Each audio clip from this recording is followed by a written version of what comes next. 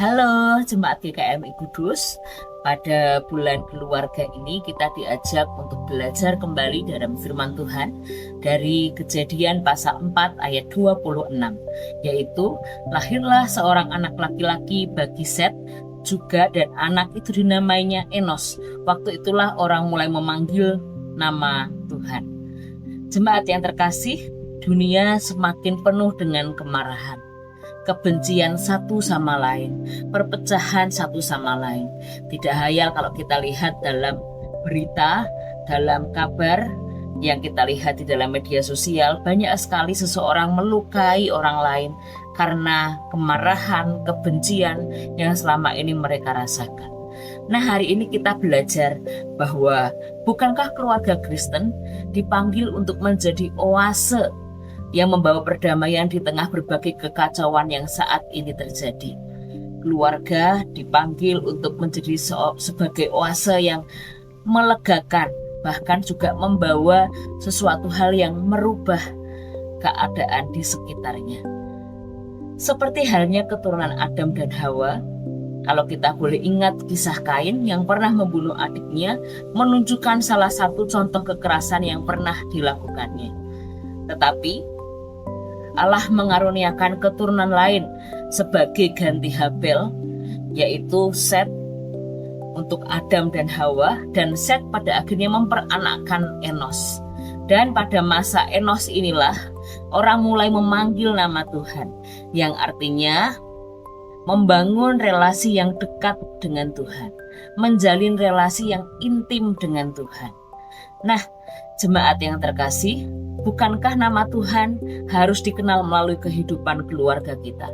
Oleh sebab itu, salah satu hal yang perlu kita lakukan adalah memanggil nama Tuhan dalam kehidupan kita lewat berbagai contoh yang bisa kita kerjakan, dengan berdoa bersama, memperkenalkan kebaikan Tuhan pada anggota keluarga, mengajak anggota keluarga untuk setia beribadah kepada Tuhan.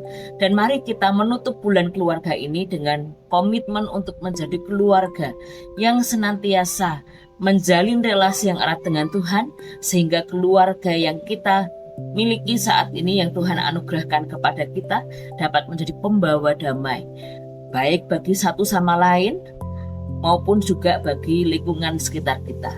Pada minggu ini kita diajak untuk memiliki dan juga mengerjakan challenge bersama, yaitu 7 hari doa keluarga.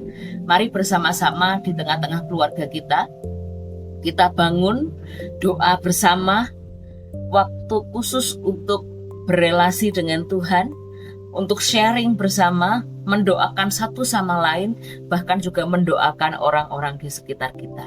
Percayalah, ketika hal itu kita lakukan, dan jika setiap keluarga GKMI Kudus menjadi rumah yang penuh doa, maka kasih, pengampunan, damai sejahtera akan dirasakan. Bahkan gereja akan menjadi kuat, lingkungan akan menjadi kuat, dan kesaksian Kristus akan semakin nyata di tengah masyarakat. Mari kita mengajak seluruh keluarga kita untuk senantiasa berdoa dan membangun relasi yang erat dengan Tuhan. Mari kita berdoa.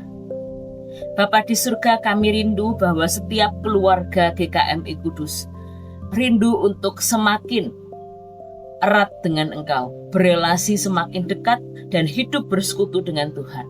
Oleh sebab itu, mampukanlah setiap keluarga untuk senantiasa membangun kesadaran pentingnya memiliki relasi yang erat dengan Tuhan lewat doa bersama.